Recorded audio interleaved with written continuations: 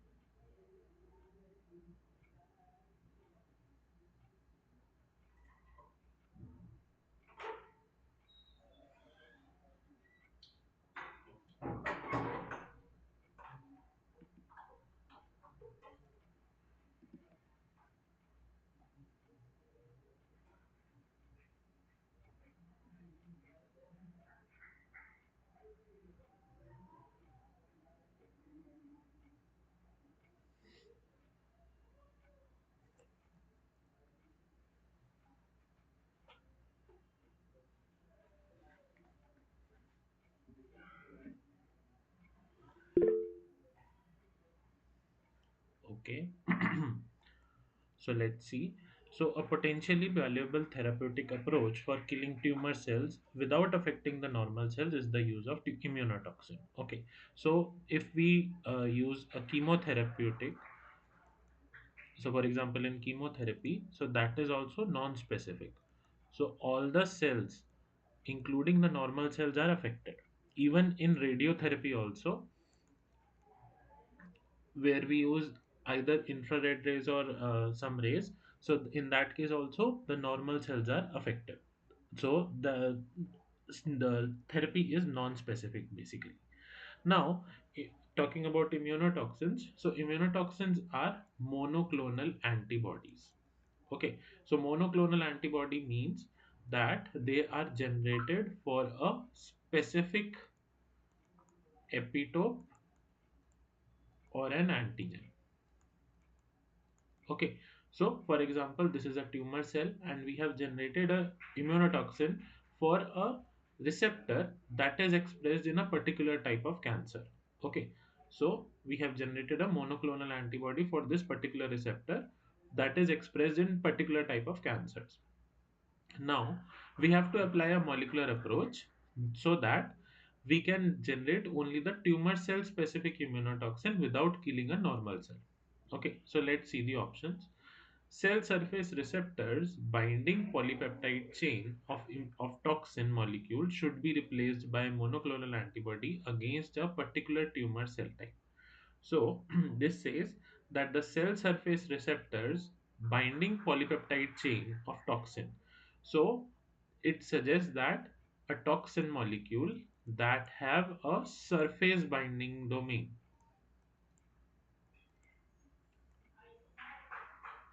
it will be replaced by a monoclonal antibody. Okay, so no, this is false because the purpose of monoclonal antibody is specificity against the receptor or the epitope.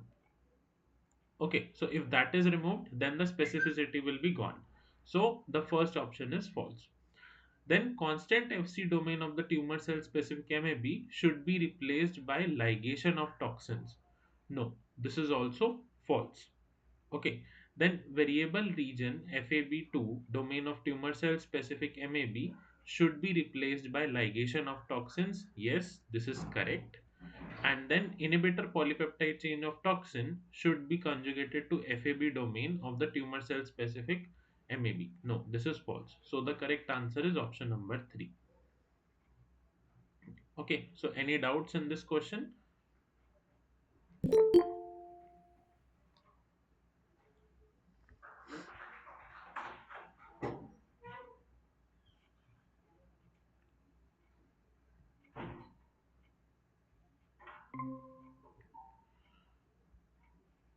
Okay, if not, then we'll move on to the next question.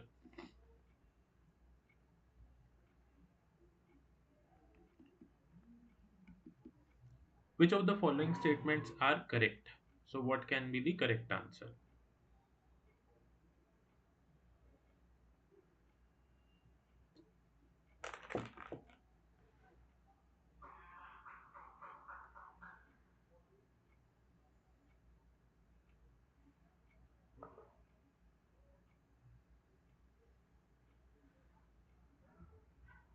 There can be more than one option correct.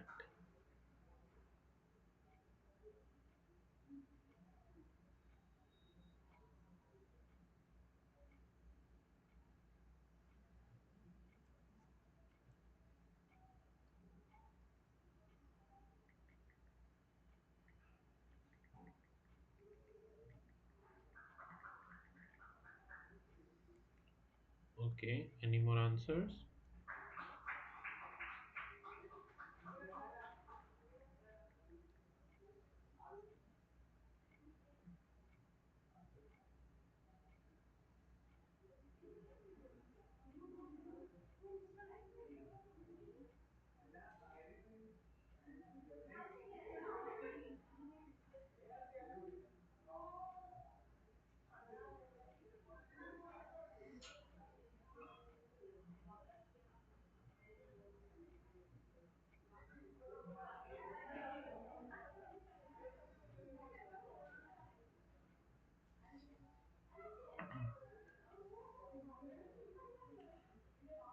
Okay, so as you would remember in the pro B cell, what happens? First, the D is combined with the J segment. Okay, then in followed by this in the pre B cell, what happens? The V region combines with the D and J that was combined in the pro B cell. Now, after that, the mu heavy chain is combined finally. Okay, so this is the whole process. And in the immature B cell, what happens?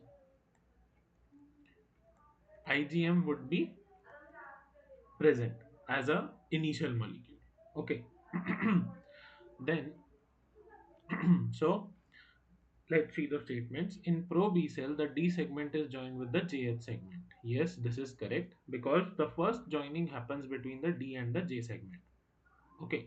Then in the pre B cells, rearranged VH, D and GH segment is present. Yes. So in the pre B cell, the VDH VDJ recombination is completed. Okay. So this is also correct. The heavy chain is rearranged and transcribed in the pre B cell. No, this is false. Okay. So it will be rearranged after this thing. So now it will be moving on to the immature B cell. The immature B cell expresses antibody IgM exclusively. Yes, this is also correct. So the correct options are 1, 2, and 4. So 1 will also be included in. Okay. So any doubts in this question?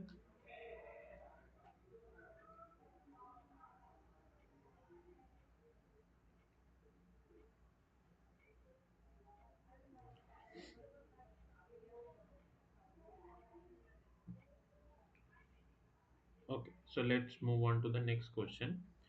An ELISA designed to test the presence of serum antibody for a new strain of pathogenic bacteria is under development. Initially, a monoclonal antibody specific for a single epitope of the organism was used, both to sensitize the wells of the ELISA plate and as an enzyme label detecting the antibody in a conventional sandwich ELISA. So the ELISA failed to detect the antigen despite the use of the wide range of antibody concentration. What can be the most probable cause of this problem? So what can be the correct answer?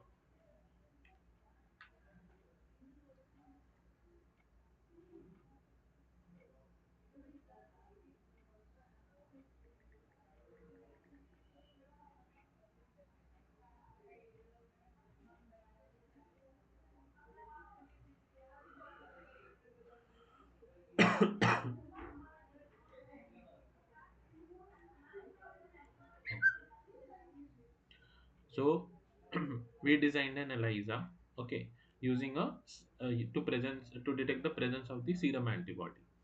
Now, the monoclonal antibody for a single epitope of the organism was used to sensitize the ELISA plate. So, what we have done is we have used a monoclonal antibody that was against a specific epitope of the pathogenic bacteria. Okay, now,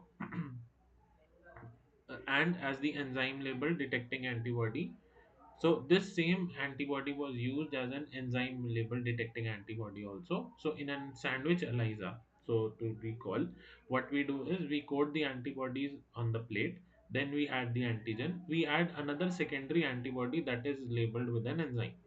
So this will give us a color if it is present or not. Okay. So now in this question, what we have done is the same antibody that we have coated, we are using it as a secondary antibody as well. Okay, so now the ELISA failed to detect the antigen despite the use of a wide range of antibody concentrations. The most probable cause can be, the options are antigen is too large. No. Okay, so we do not make the monoclonal antibody based on the full antigen. So that would be the epitopes present on that antigen. Okay, so that's why this option is false.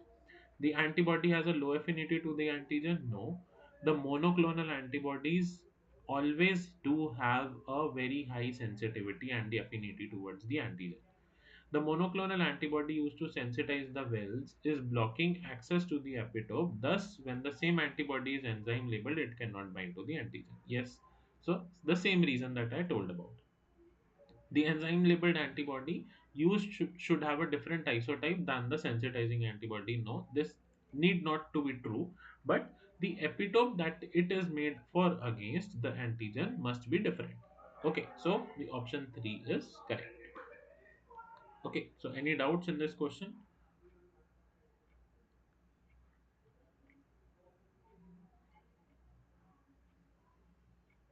Okay, so let's move on to the next one. Considering the complement fixation in humans, what is correct?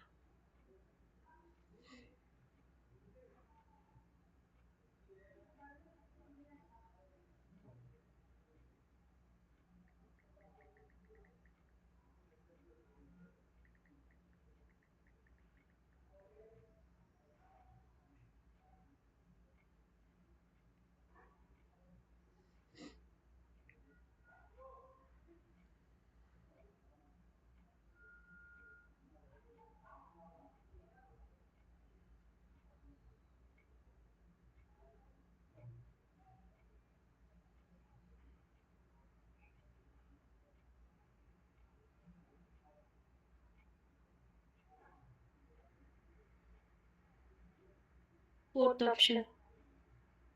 Okay, okay. So let's see the option. C5 convertase is formed from C5A and C5B. No. Okay, so C5 convertase will not be formed of the same complex itself.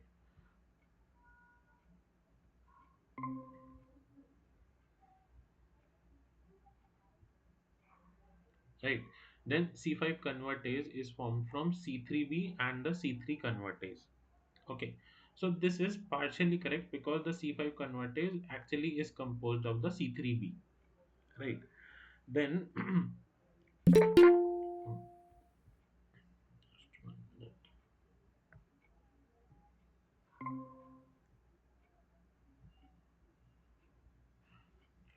Now, the C3 and C3b are formed by the C5 convertase. No, C3 and C3b are formed by the C3 convertase that comprises of C2a and C4b.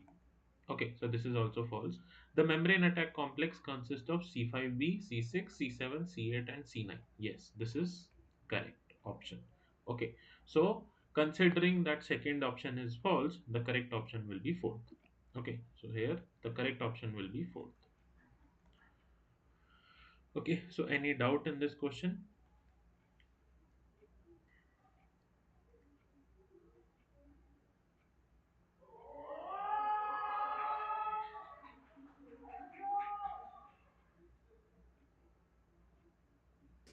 No doubt, sir. Okay, so let's move on to the next one. Which of the following options are correct? So, what can be the correct answer?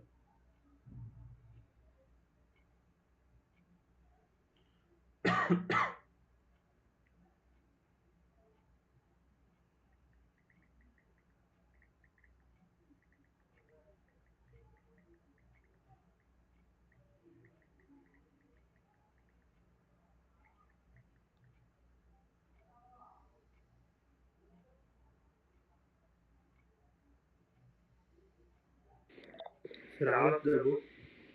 Okay, any more answers?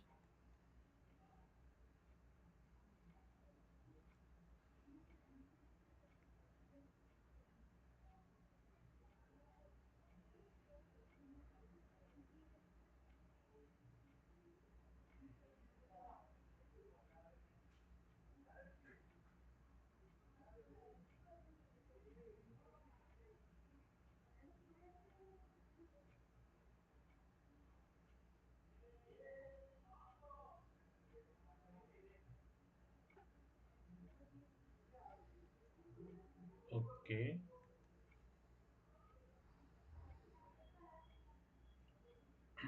Okay, let's see the options. So macrophages have the ability to process and present antigens to T cells. Okay, yes, this is correct. So macrophages are basically the professional antigen presenting cells. Okay, so they can phagocyte the antigen, extracellular antigen, and they can present it through MHC class 2 molecules. Okay, so this is the extracellular antigen presenting pathway. So it can directly present to TH cells, right? Then the T helper cells help in the generation of cytotoxic T cells. Yes, this is correct. The major role of TH or the T helper cells is to activate or increase in cytokine production or activity of different cells. Okay, for example, the CTL, cytotoxic T cells, macrophages, B cells. Likewise, it helps in increasing or amplifying the immune response. Okay, then serum IgM cannot activate the complement by itself because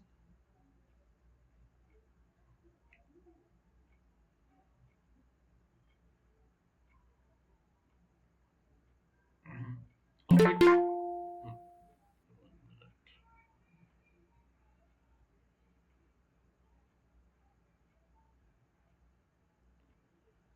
because of its planar structure in which the complement binding sites in the Fc region are not accessible. So yes, this is correct because as you have seen the IgM structure, it is a pentamer. Okay, and the Fc region is actually in a circle like this. So this region is actually inaccessible. Okay, so the FAB region is pointing out like this, but the FC region is bound within this complex. So it is not that much accessible for the complement activation on its own. Although it can bind to the different different epitopes, but it will not be able to activate the complement. It will need some subsidiary factors so that they can activate the complement system. Okay, then somatic mutation of the immunoglobulin genes account for the affinity maturation. Yes, this is correct. Okay, so why this somatic mutation is important in an immunoglobulin gene? Because as you guys would remember, there would be a antigen binding site in the FAB region of the antibody. So in that case, because the antibody generation inside the body takes place some amount of time, so to increase the specificity and affinity of those particular antibodies, these sites are basically flexible so that they can bound to similar antigens, similar shaped antigens rather. Okay, so that's why somatic mutation is an important factor here. Okay, so here all of the options are correct. So any doubts in this question? No, sir. Okay, so let's move on to the next question. Choose the correct match out of the following. So what can be the correct answer?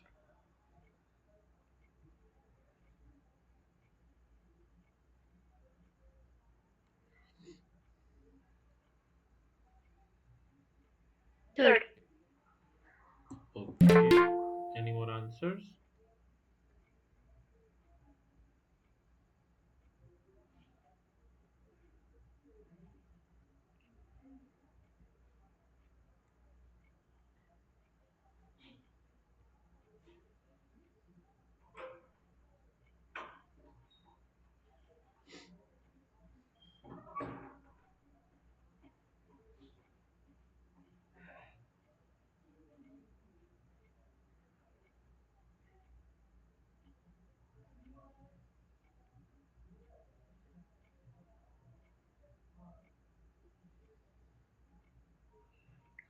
First, sir, sorry, third is incorrect.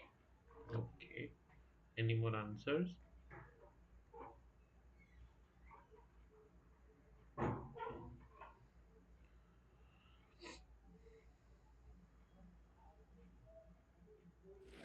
Sir, option one. Option one. Okay.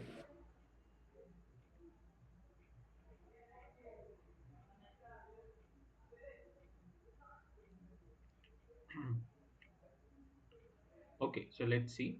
So IgA is actually a secreted antibody. Okay, so that is a main component of the mucosal layer. Okay, so that is why it is secreted.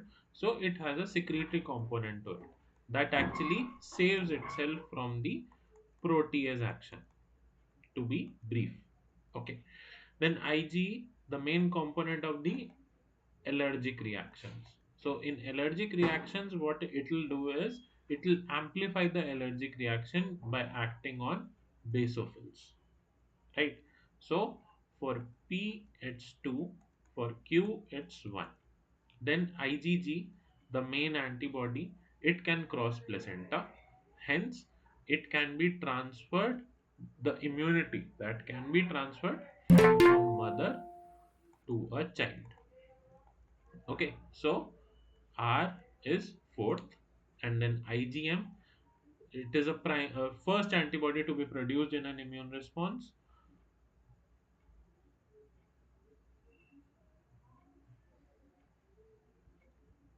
Okay, and it is pentamer in size. So S will be third. Okay, so the correct option will be option number one, right? So any doubts in this question?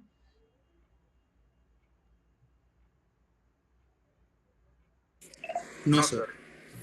Okay, so let's move on to the next question. Which of the following correct statements are correct regarding the cellular immunity? So what can be the correct answer?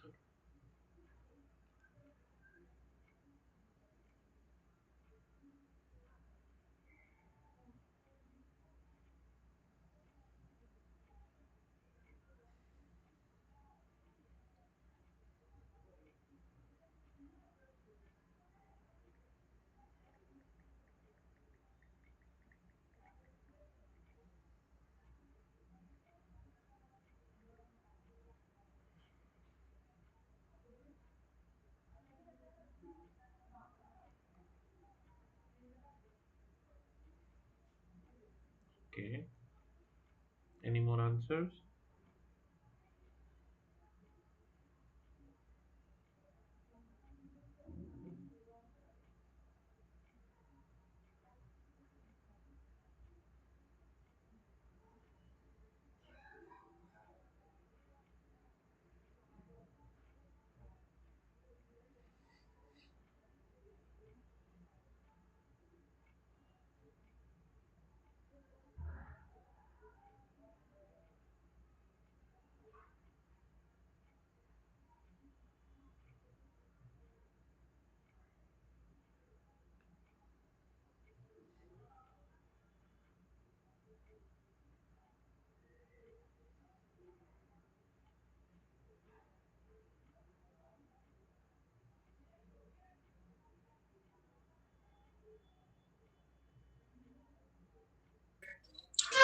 Sir, first.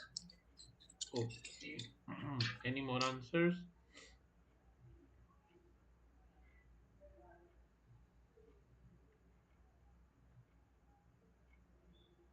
Okay, so let's see the options. So the T cells that bind too strongly or too weakly to self-MHC molecules in the thymus are deleted by apoptosis. So generally what happens? The body or the thymus basically takes care of the MHC molecules that carry the self antigens.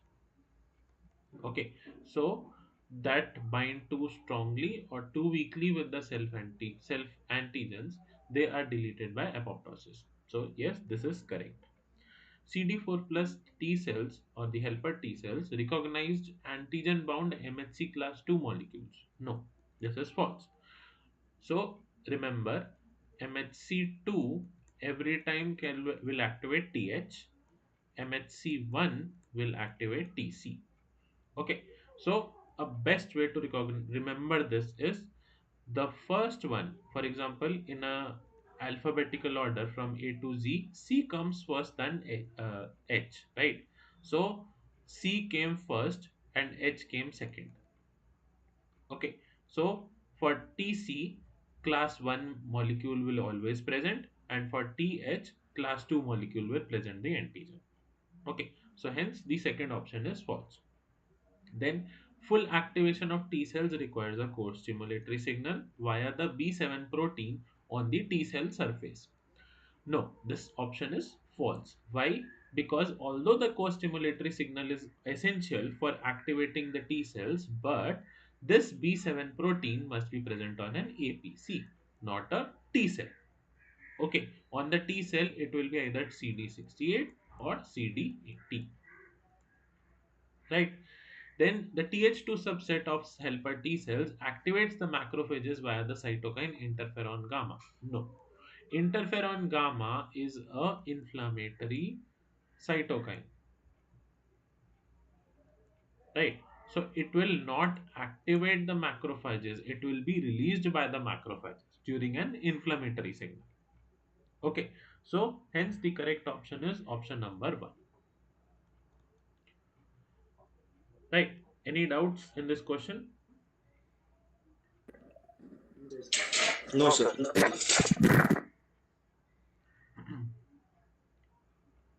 Okay, so let's move on to the next question. What are the correct steps in an allergic reaction? So what can be the correct answer?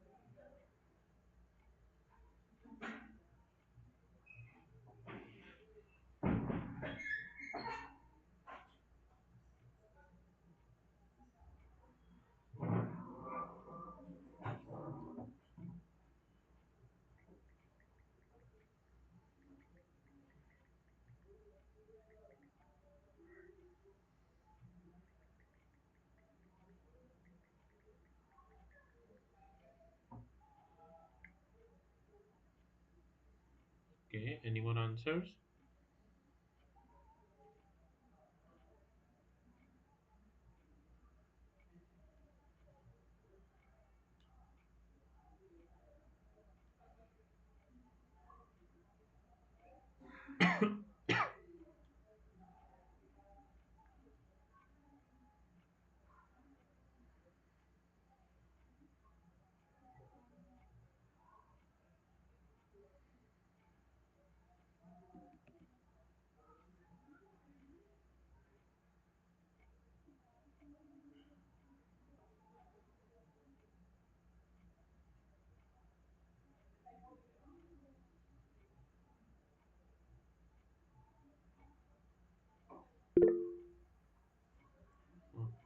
Mhm.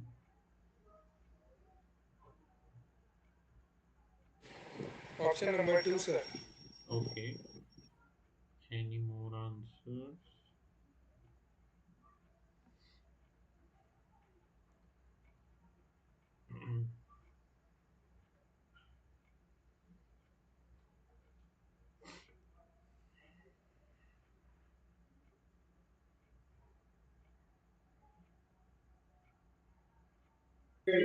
Sir, maybe option number four. Option number four. Okay.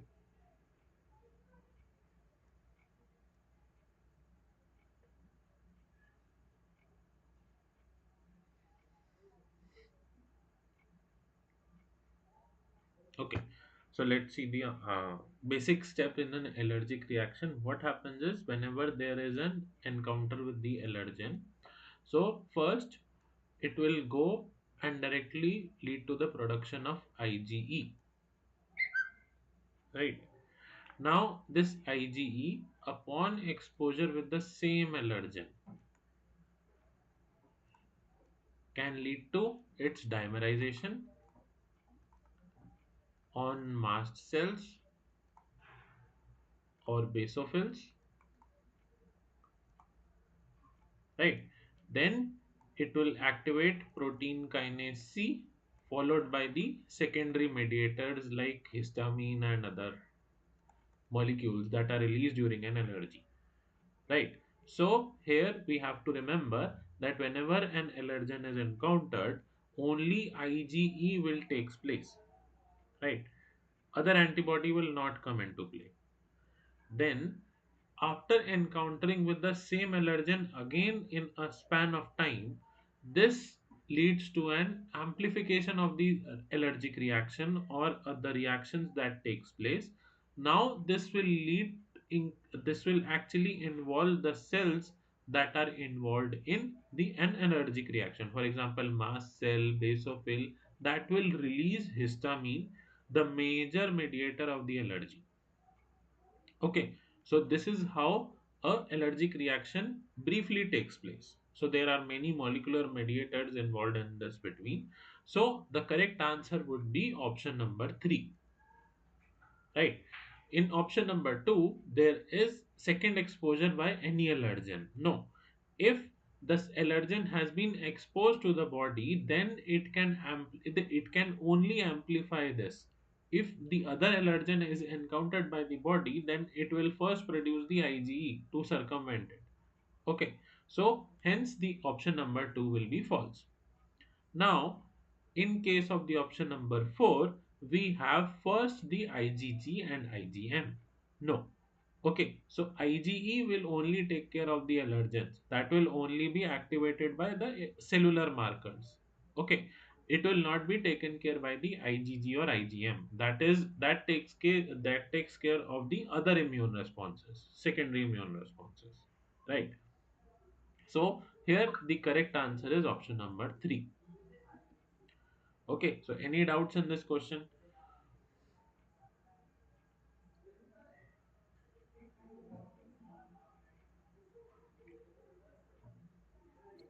No, sir. Okay. So let's move on to the next question. A line of tumor cells prepared from one mouse is injected into an MHC matched recipient. The tumor was destroyed within 5 days. When tissues from the recipient were analyzed, the animal had a negligible CTL response against the tumor. Flow cytometry revealed that the tumor cells expressed very low levels of MHC class 1 molecules. The best explanation for the destruction of the tumor cells in the recipient is that. So, what can be the correct answer?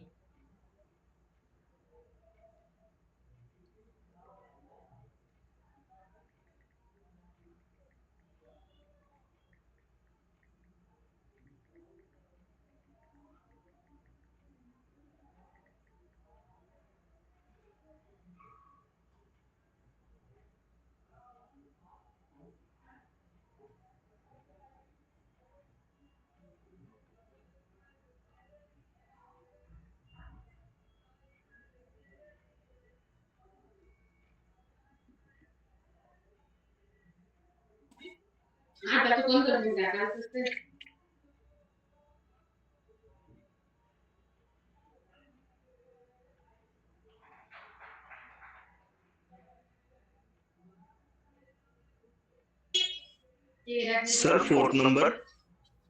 Okay. Any more answers? Fourth. Mhm.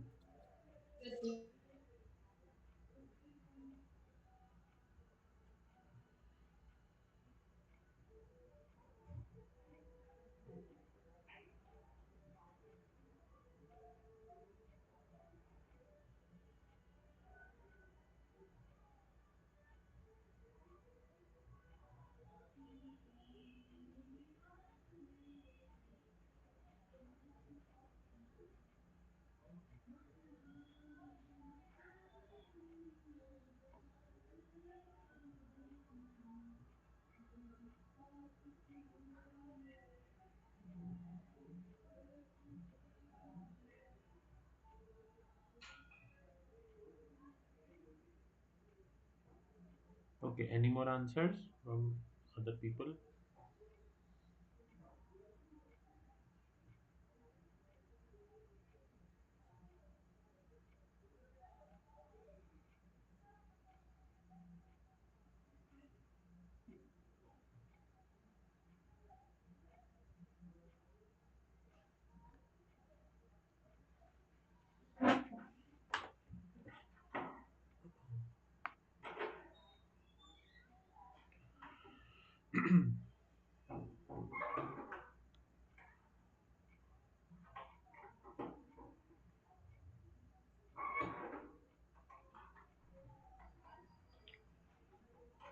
Okay. So, let's see. A line of tumor cell was prepared from one mouse and injected into a MHC matched recipient. So they have matched the recipient prior. So they have genotyped and checked for the MHC matching. Okay. Now the tumor was destroyed within 5 days. Now, when the tissues were analyzed, the animals have negligible CTL response against the tumor. The flow cytometry revealed that the tumor cells expressed very low level of class 1 molecules. So what happened was the T cell CTL amount in the recipient was negligible and the tumor cells were not present there. So in normal scenario what happens, the tumor cells are majorly killed by the CTL. So, if we inject a tumor cell in a mice body, okay, so the immune system, specifically the CTL, will target the tumor cells first based on its MHC class 1 molecules. Now, there is another concept how NK cells basically detect the compromised cells. Okay, so what the function of NK cell is, it basically detects the number of MHC class 1 molecule present on a cell. So it's its feature. This is how it recognizes which cell is normal and the which cell is diseased or abnormal.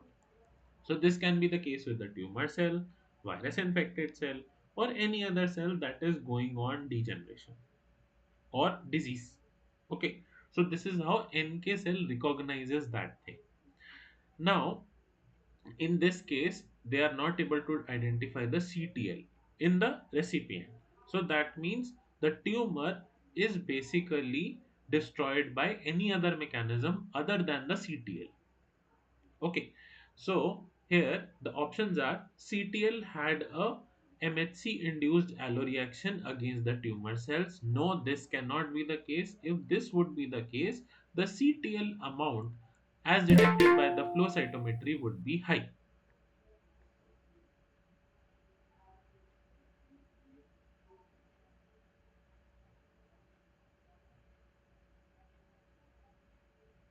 Okay, now the second option is the CTL specific for the tumor antigens killed the tumor cells. So that means the this is also not possible in this case because the CTL specific for the tumor antigens will not be present in that case. The mast cell released the histamine and other inflammatory mediators that cleared the tumor. No, this cannot be the case because here the allergic reaction is not taking place at all. Okay. The NK cells recognize the absence of MHC class 1 molecule and kill the tumor cell. So, yes, this can be the correct answer here because in the question itself they stated that the CTL levels are very low. So hence any other mechanism other than CTL that recognizes MHC class 1 will take into account and will kill the tumor cells. So here the NK cells started their activity recognizing that the MHC class 1 molecules are less. Hence they started killing the tumor cells recognizing their own cells. Okay. So any doubts in this question?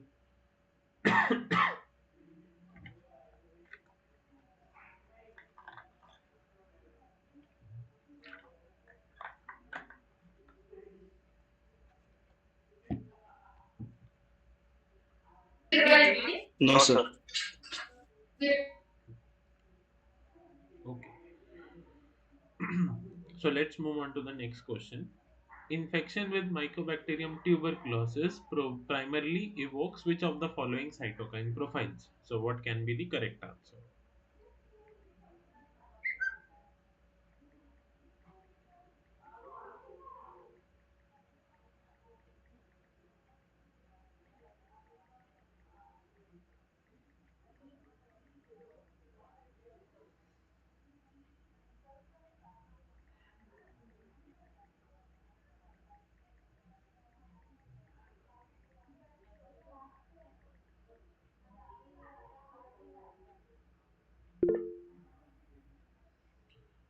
Okay. Any more answers?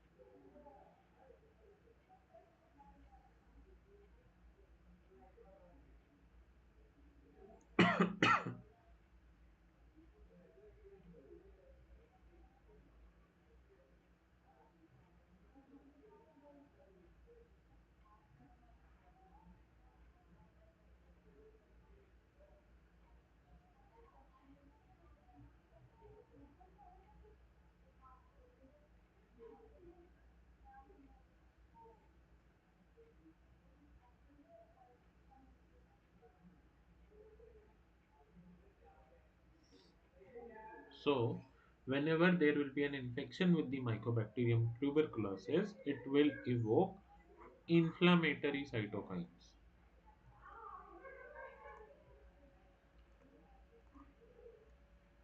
Okay, so the inflammatory cytokines will be majorly interferon gamma. Then we have IL-2. Then we have IL-12 that will actually increase IFN gamma and TNF alpha. Okay, so hence the first option is correct. So the Mycobacterium tuberculosis infection will evoke the inflammatory cytokines, namely these. Right. So any doubts in this question?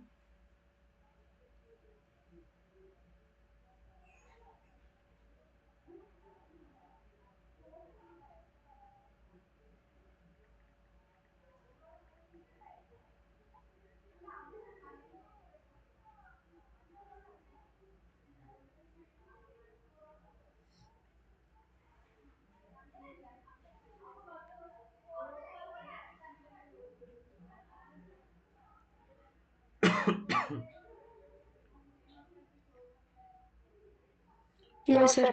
If no doubts, then we'll move on to the next question. Heptane is what can be the correct answer?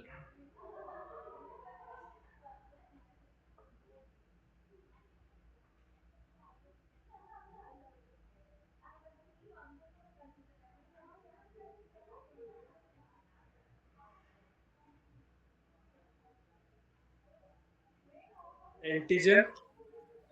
Okay, any more answers?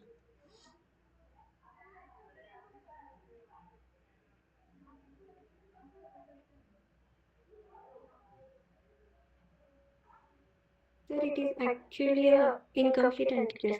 Hmm. Okay, so yes, it's actually a incomplete antigen. So the correct answer would be third. Okay, it cannot evoke a immune response, so it will not be an immunogen. That's for sure, right? So it's an incomplete antigen that can be attached to a particular uh, molecule so that it can evoke an immune response. Okay, so that's why it will be an antigen. So for to be to go with the options, and specifically it will be an incomplete antigen. Okay, so let's move on to the next question. The ligand for CD28 is, so what can be the correct answer?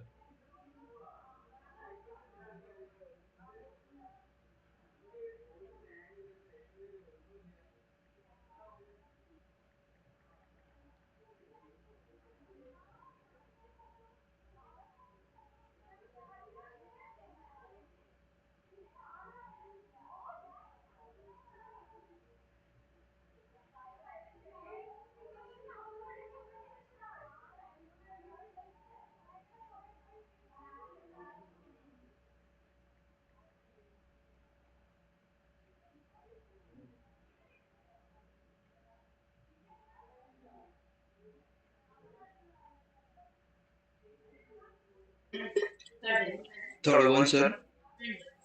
Okay, any more answers?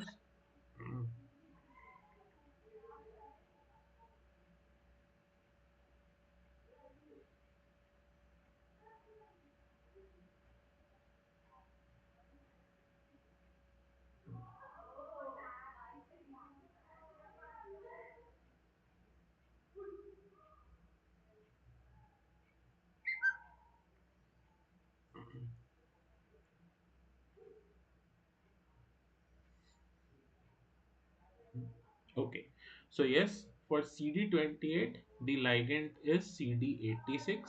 So that is actually a B7 protein, a B7 molecule family. So that is present on the APCs majorly. Okay, and CD28 is present on the T cells. So yes, the correct option is answer 3. Now, CD1 molecule is help in presenting lipids or glycolipids to the molecule. Okay, so it like MHC present protein, there are some molecules that present lipid also to the T cells. So those are CD1. CTLA4 is a inhibitory molecule that is present on the T cells. So after the co-stimulation or the activation of T cell is complete, the body doesn't need that immune response. Then CTLA4 comes into play. That CTLA4 inhibits the T cell response by binding to B7. Okay, so that will going to the inhibition of the immune response. Now MHC class 2 molecule presents exogenous antigens. Okay, so these are the different functions of the different molecules that are mentioned in the options. Okay, so any doubts in this question?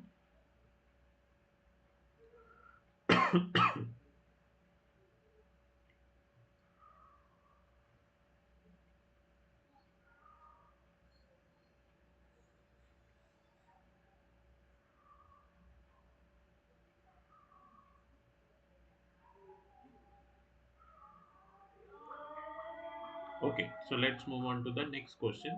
The endogenous pathway of antigen presentation involves. So, which can be the correct answer?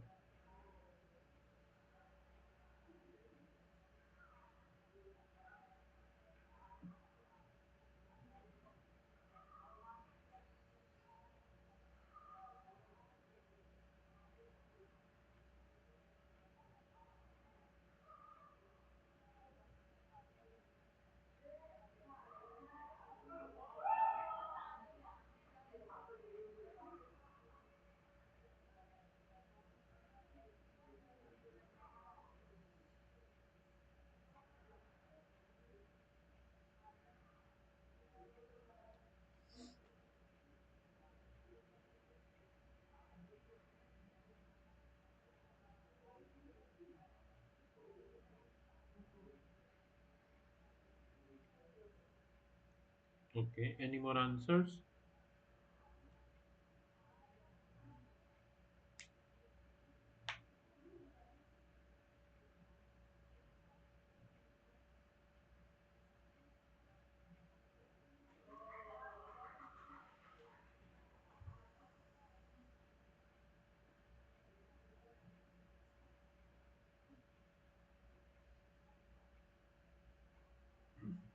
Okay, so as you know, the antigen presentation takes place with two processes, endogenous pathway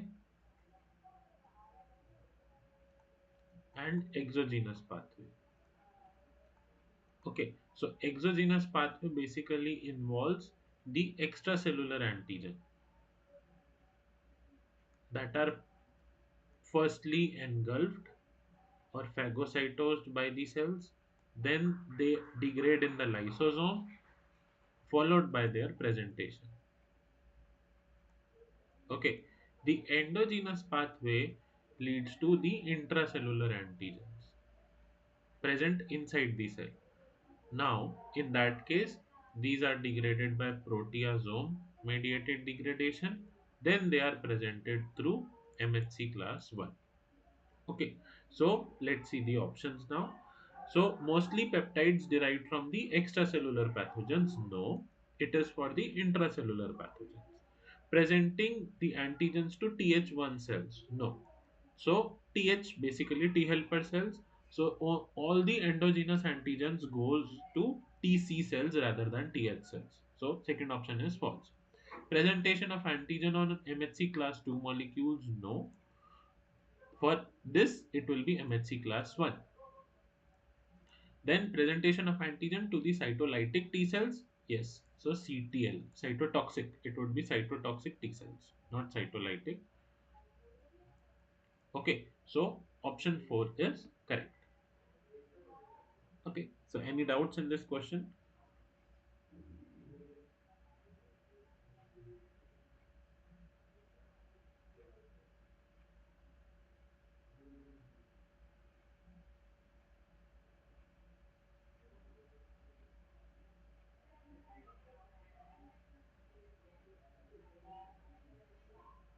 Okay. So let's move on to the next question.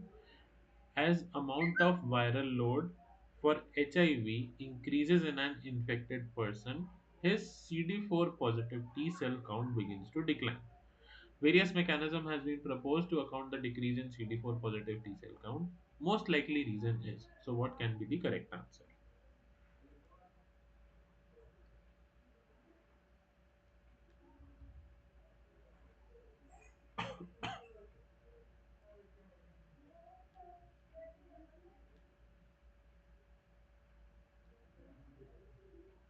Option number 3, sir. Okay. Any more answers?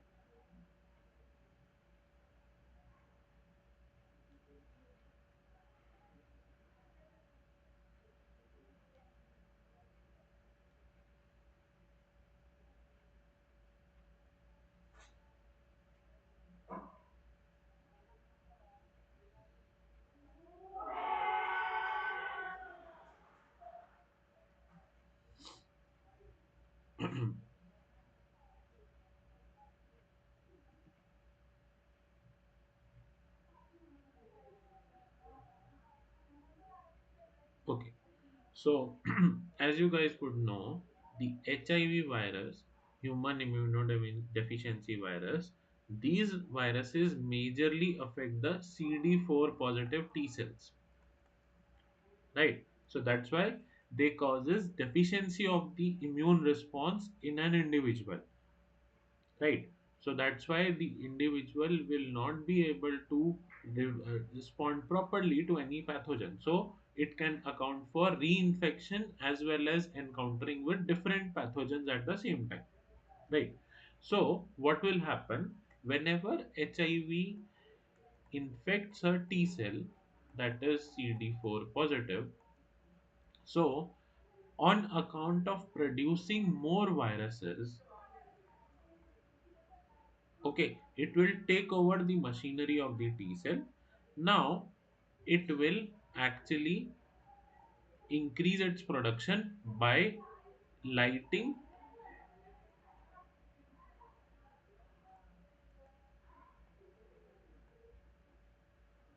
okay, so by lysing the T cell, it will be able to produce more viruses. Okay, so now let's see the options. Viral load inhibits thymic maturation of the T cells. No, the maturation takes place at the normal amount. Just the number of T cells will decrease. Okay, viruses have a cytopathic effect on the CD4 positive T cells. Yes, this is correct. Okay, virus causes energy in CD4 positive T cells and causes them to undergo forced apoptosis. No. Okay, then virus has hematopoietic inhibition tendencies causing immunosuppression. No, this is false. So here the CD4 positive cell T cell count will decrease only because it will lead to the production of more viruses.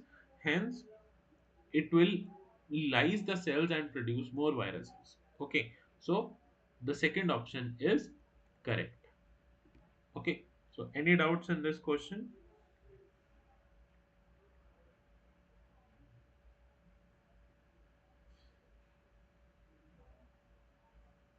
No, sir. Okay, so let's move on to the next question.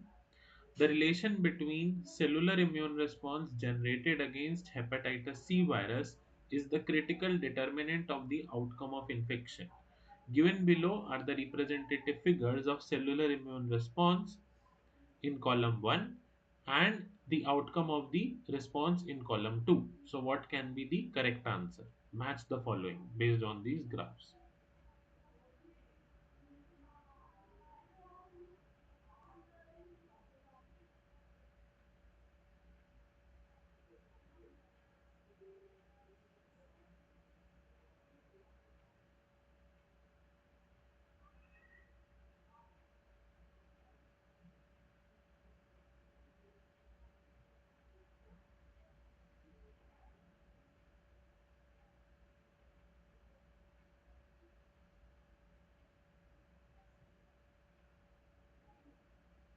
Sir, option 2. Okay. Any more answers?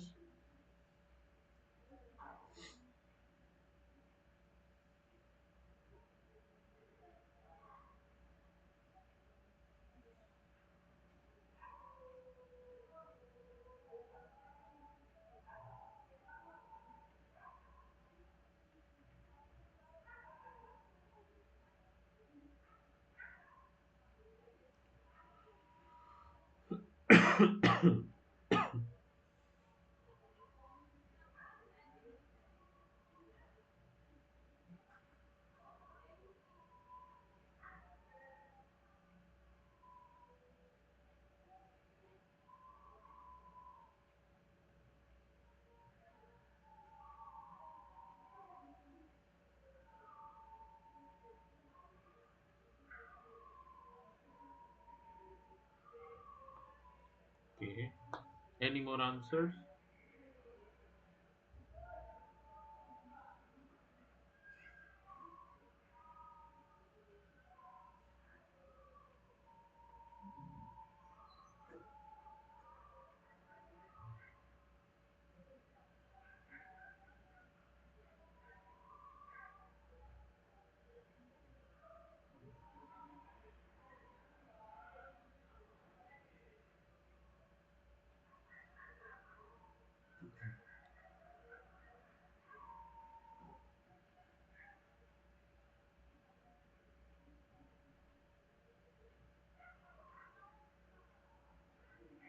Okay.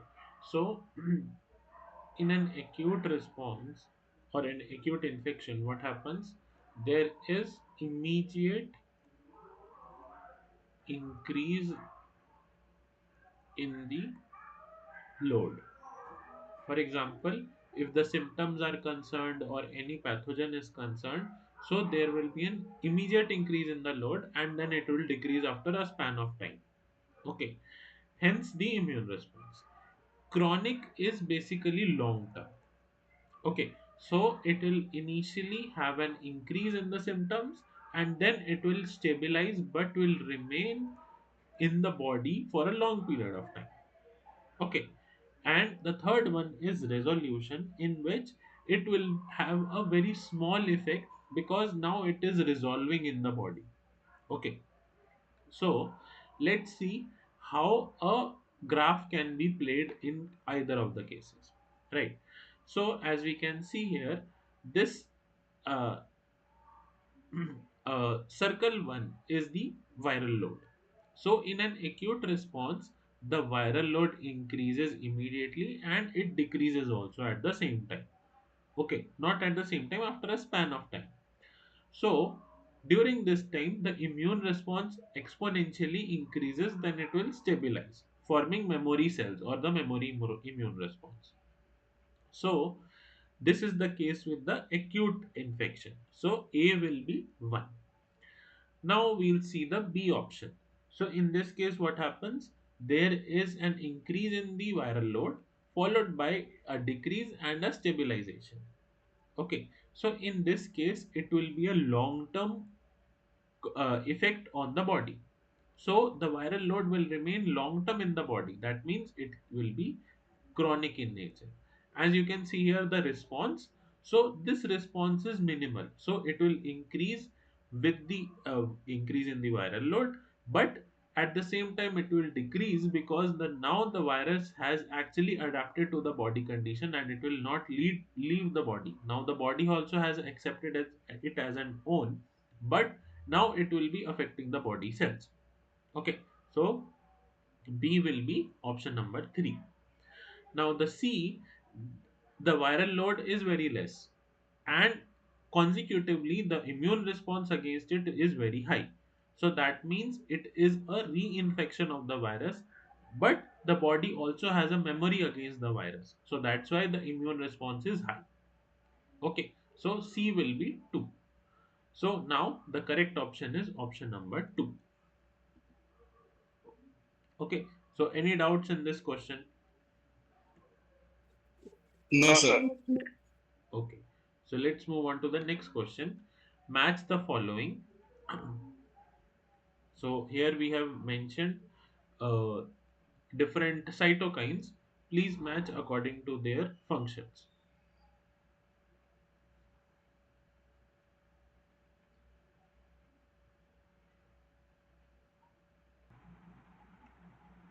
So moving on to the next question. So moving on to the next question. Following are some characteristics of MHC class 1 and class 2 molecules, except one which is applicable only for MHC class 1. Identify the appropriate statement. So what can be the correct answer?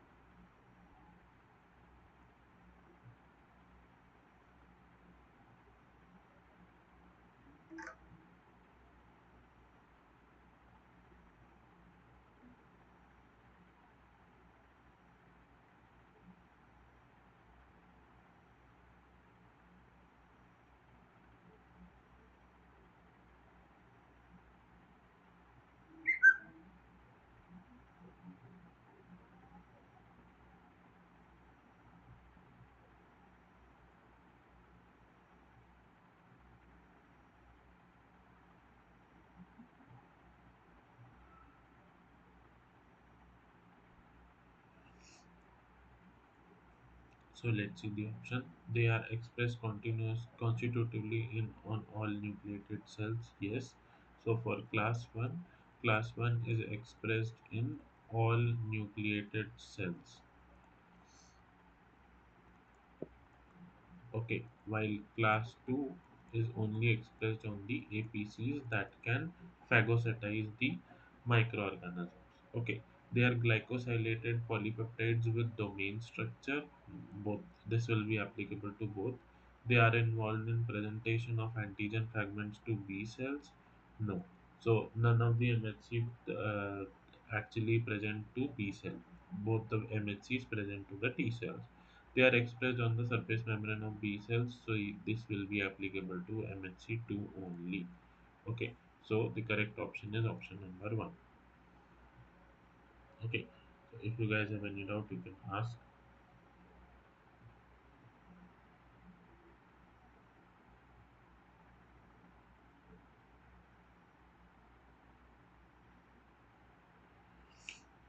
So let's move on to the next question. Immunoglobulins have therapeutic applications in cancer treatment, infection clearance, and targeted drug delivery. For this reason, immunoglobulins are briefly cleaved by enzyme pepsin. Following are some of the statements regarding the brief digestion of immunoglobulin by pepsin. Which of them are correct? So, what can be the correct answer?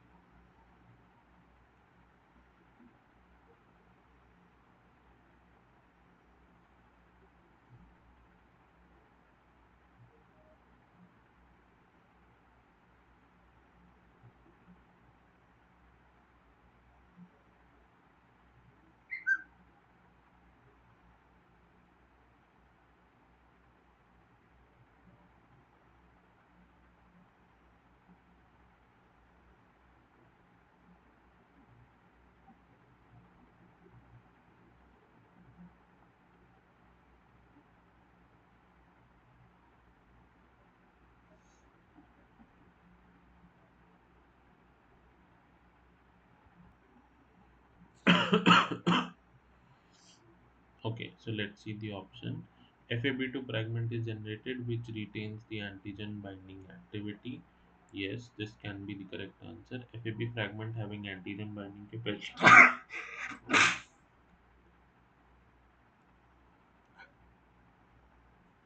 Sorry. So FAB fragment having antigen binding activity and the crystallizable FC fragment are generated? No. The fragment generated on incubation with proper antigens form a visible precipitate? No. Then fragment generated is capable of forming a visible precipitate on incubation with a proper antigen. So the correct answer is option 1 and 3. Okay. So what happens is so for example, this is an antibody fragment. So these are joined by the disulfide bond. This is the variable region. This is the constant region. Sorry, this is the constant region. This is the variable region. This is a short chain. This is the heavy chain. Okay. So the work of pepsin is it will cleave off the FC region, leaving behind the FAB2 region. Okay, so both the antigen binding sites will be left behind by the pepsin cleavage. So what will happen? The FAB2 region will be left, and if we allow it to bind to the antigen, then it will form a precipitate. Okay, so that's why the options 1 and 3 are correct. Okay, so let's move on to the next question. In an experiment, peritoneal macrophages were isolated from strain A of guinea pig.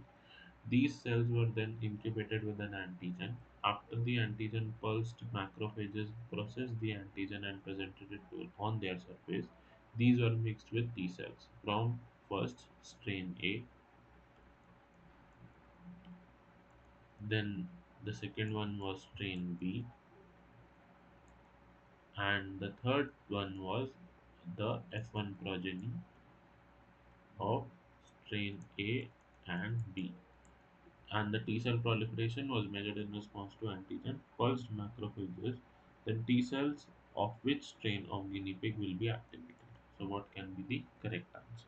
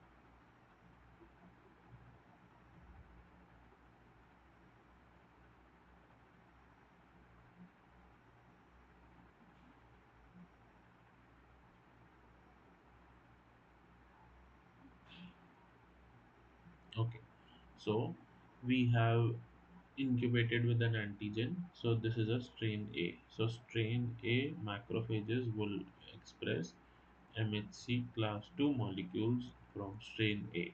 Okay, so now uh, if these macrophages will be presented to either of these three strains, then what will happen? It can present to the T cells of A strain. Okay, then it will not be able to present the MHC molecules from T cell of the B strain, but it will be able to present the antigens to the T cells of the crossover of the A and B strain, because like there will be two homologous chromosomes from the parents. So from A it is this, B it is this. So when after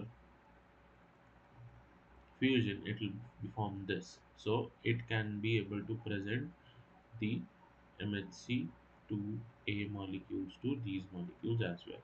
Okay, so The macrophages can present the antigens to strain A and to the F1 progeny. So the correct answer is option number 3. Okay. So any doubts in this question?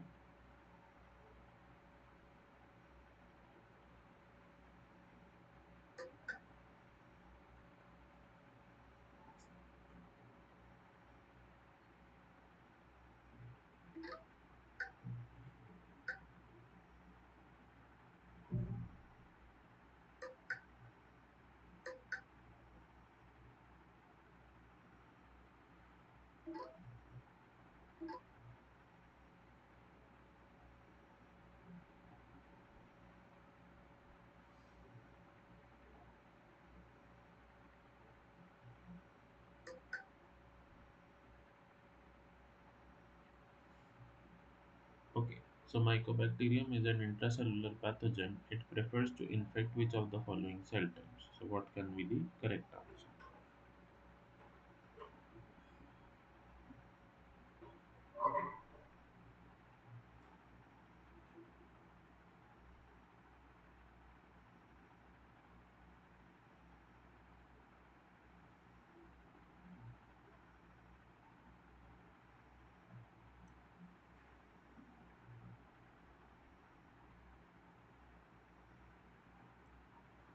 So the correct answer is option 1. So they live in the macrophages.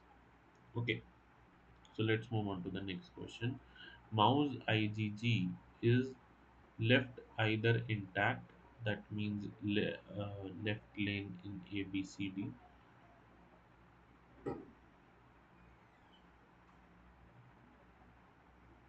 Okay, so either it is left intact. This there are two, left, right, left, right. Okay, in the left one it is intact, or it is digested with either papain, pepsin, or beta-amine and run on a non-reducing SDF stage, and then stained with fumacetol. In a separate experiment, papain digested with immunoblotted with an idiotype monoclonal antibody. Following four profiles are attributed to each one of these treatments. Which of the following is correct? So, what can be the correct answer?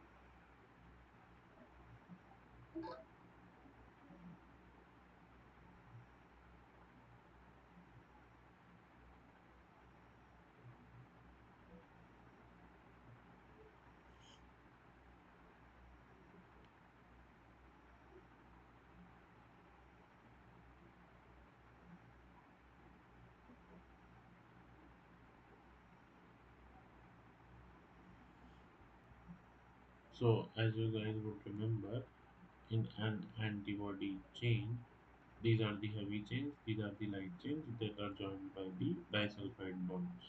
Okay, so when we react it with papain, what will happen? It will act on the hinge region in this region. So it will form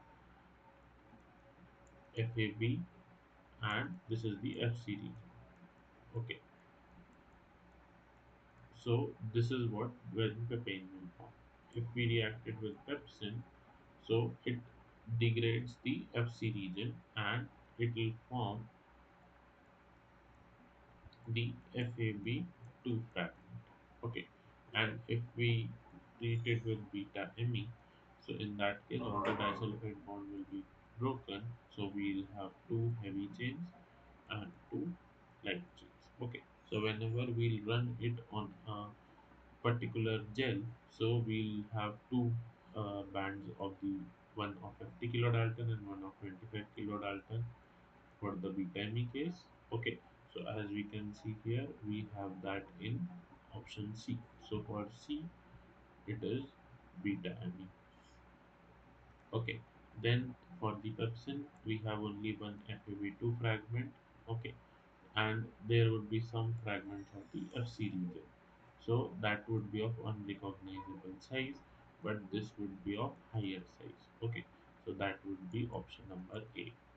For papain, these would be of the similar size and these would be of nearly 50 and less than that for this one. Okay, so option D would be for the papain. Okay, and option D, that is papain followed by an anti-idiotype immunoglot. So in that case, what will happen? This will only be seen and these two will not be seen. Okay, so that's why option D will be the case. Okay, so option 1 is the correct answer. Okay, so let's move on. So here we have mentioned uh, different cytokines. Please match according to their functions.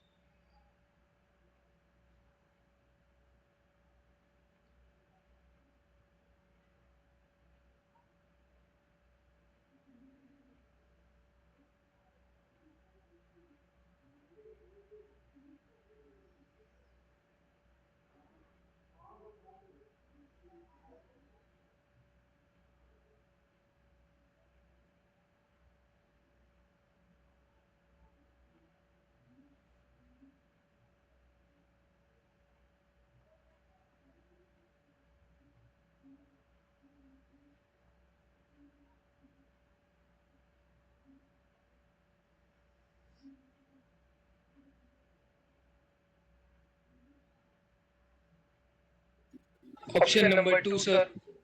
Option number 2. Okay, any more answers?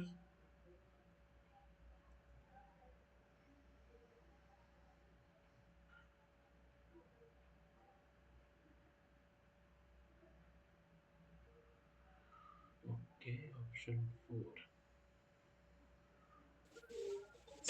4. Option four, sir. Okay.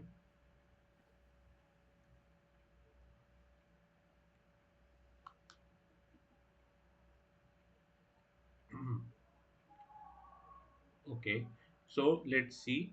So IL-2 is basically an inflammatory cytokine. Okay, that majorly activate the macrophages, right? So it will be a strong macrophage activating factor that causes variety of cells to express MHC class 2 molecule. So because it will activate macrophages, it will also imply that MHC2 molecule will be expressed in the cells. Okay, then we have interferon gamma. So interferon gamma is, oh wait a minute. Okay,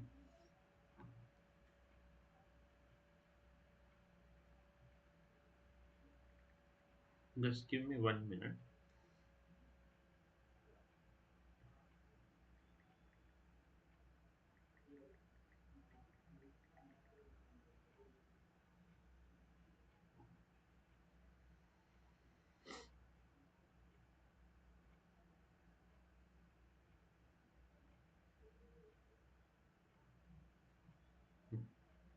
Sorry.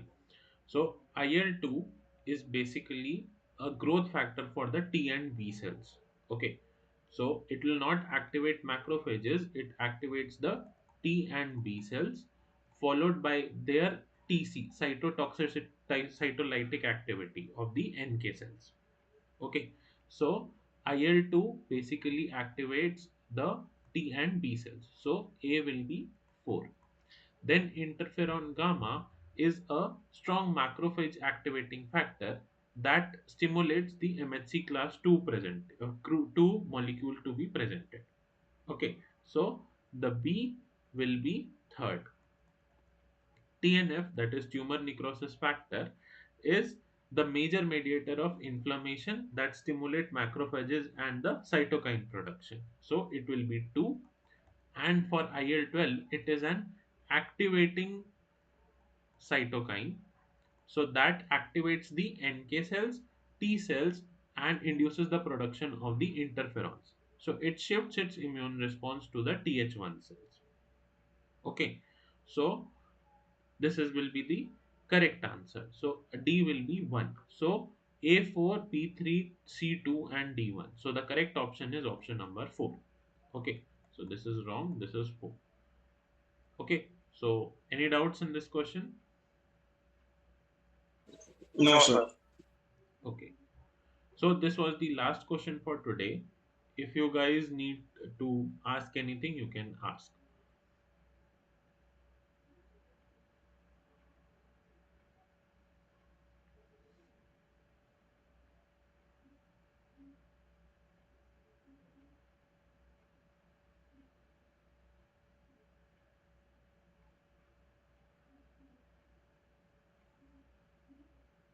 Okay, if no doubts, then we'll close the session for today. Thank you guys for joining in.